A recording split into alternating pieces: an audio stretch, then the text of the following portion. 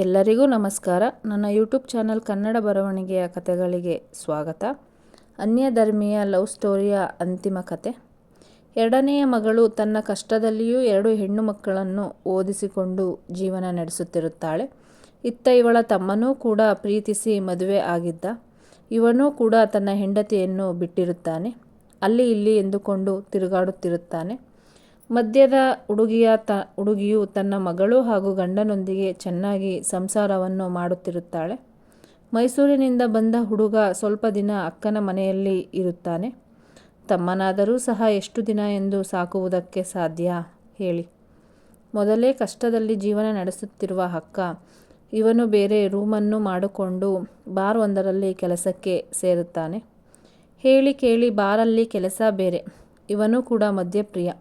ದಿನೇ ದಿನ ಕುಡಿತ ಹೆಚ್ಚಾಗಿ ಅನಾರೋಗ್ಯದಿಂದ ಸತ್ತು ಹೋಗುತ್ತಾನೆ. ಎರಡನೇ ಮಗಳು ಸಹ ಪ್ರೀತಿಸಿ ಈಗಾಗಲೇ ಮದುವೆಯನ್ನು ಆಗಿದ್ದಾಳೆ. 3ನೆಯ ತಲೆಮಾರು ಸಹ ಅದೇ ರೀತಿಯಾಗಿ ಪ್ರೀತಿಯಲ್ಲಿ ಬಿದ್ದು ಮದುವೆ ಆಗಿದ್ದಾಳೆ. ಈ ಹುಡುಗಿಯ ಅಜ್ಜ ಅಜ್ಜಿ ಅಂದುಕೊಳ್ಳುತ್ತಿದ್ದರು, ನಾವು ಪ್ರೀತಿಸಿ ಮದುವೆ ಆಗಿ ನಮ್ಮ ಕುಟುಂಬಗಳಿಂದ ದೂರ ಇದ್ದೇವೆ, ನಮ್ಮ ಮಕ್ಕಳಿಗೆ ಈ ರೀತಿಯ ಜೀವನ ಬೇಡವೆಂದು ಅಂದುಕೊಳ್ಳುತ್ತಿದ್ದರು. ಆದರೆ ಇದು ನಡೆಯಲಿಲ್ಲ.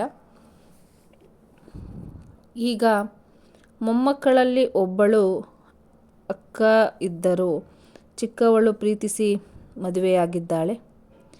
ಏನು ಕಾಕತಾಳೀಯವೋ, ಈ ಕುಟುಂಬವು ಪ್ರೀತಿಯಿಂದ ಯಾರೂ ಸಹ ನೆಮ್ಮದಿಯ ಜೀವನವನ್ನು ಪಡೆದುಕೊಳ್ಳಲು ಸಾಧ್ಯವಾಗಲಿಲ್ಲ.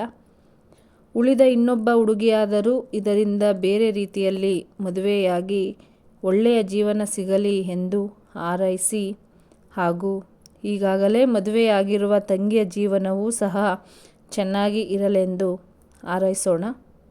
ಧನ್ಯವಾದಗಳು.